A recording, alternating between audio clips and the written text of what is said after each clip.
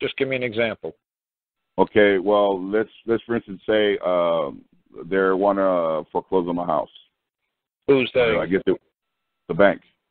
Okay, the bank. How could you go after a bank? It's a two-dimensional entity. It doesn't exist except for on a piece of paper. You can't go after a bank. Okay, you can't go after a bank. I understand that, but what I'm a man could only go after another man, and a man could only go after another flesh and blood entity. Okay, so if you want to play common law, you got to go after the man. If you want to play in the two-dimensional world, what's your name? My name is Mondo. Mondo, M-O-N-D-O? Yes.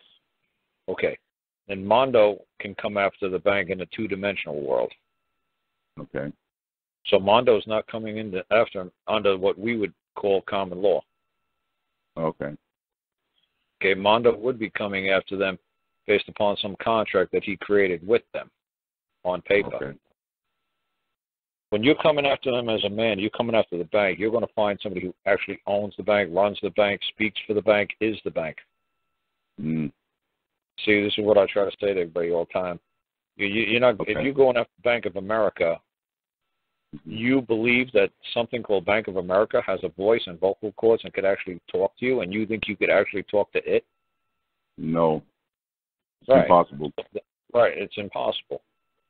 So what you would So like I said, what you would do if you truly want to use common law, if you truly want to use a court of record, somebody has to be able to come forward and testify under oath or affirmation, not and affirmation or affirmation. There's two separate things. There's an oath or there's an affirmation. Okay. So if you want somebody to come forth and make the claim and point across the room and said, Mondo owes money. Say, okay, great. You say I owe money. Who are you? Well, I'm the lawyer for the bank. Oh, really? So you want to take that witness stand and you want to testify to that? He'll say, oh, no. It's like, why not? He says, because I don't know if it's true. I just have a piece of paper that says it's true. You say, oh, good. Would you like your piece of paper to grow a set of vocal cords and speak? And the lawyer would be like, well, yeah, that would awfully help me in my ability to testify. But the way it reads that you owe money. Well, great. It reads that. Does it say that? Well, no, it reads that. And who's reading it? Right. And you'll say, well, I'm reading it. You say, well, did you write it, Mr. Attorney? No. Who wrote it? He's like, I don't know. It just came out of a computer. Okay. So is the computer going to testify to that accuracy of that paper? No. Obviously not. Yeah. Is the programmer going to come forth and testify to the accuracy of those numbers on that paper?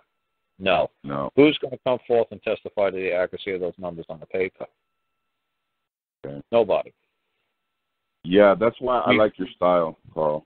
You cut through all the BS, man. You just cut right through all the stuff. I was listening to the call where you were talking with Joe. Actually, Joe, in a certain respect, his style is kind of nice as well, but for different reasons. But I like yours very much because we didn't write them laws, all that legalese stuff. I have no clue what all that junk means, and I don't really want to know. Like I said, who has a good style? Well, you have a good style because you cut through all the BS. You just go straight for you just keep it real. That's good. Yeah, I was on the call on Angela on Angela's my private audio. You were on that call when Joe came in. I think the second call when Joe was on. He was talking about all the codes. That's kind of cool, but it's kind of hard to remember. The codes are a joke because they're coming. Say they are coming after you with code, correct? Yeah. What's code? Well, code is just. It's the codification of a public law. Right. Who wrote the code? Who knows? I don't know. A Canadian company. Oh, I do. Okay. A Canadian company called Thompson's takes the federal law, public law, they unroll it in the Library of Congress, and they codify it.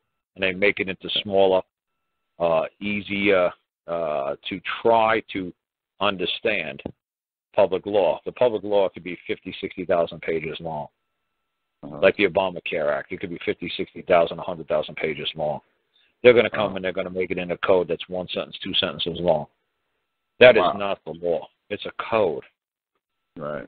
So they're coming after you with a code that some Canadian company called Thompson's comes down and they unroll the public law, and they have a whole bunch of lawyers, a whole bunch of school kids, a whole bunch of their pals and buddies. They all write what they believe the public law reads. Now, obviously, they're going to do it, read it, and obviously they're going to interpret it to their favor. Of course. It's just a freaking code. It's not the law. Right. So when they're coming after you, say, well, you're in violation of Code 1234, Code 18, Code 26, Code 16, Code whatever. Oh, that's just lovely. Now, is that the law that I broke, or is that a code that you believe may be a partial interpretation of the public law? Yeah, I think you're hitting the nail right on the head, because I know I'm hitting the nail right on the head. Oh, I know you are too. There's no thinking. Yeah. I make my stuff idiot proof.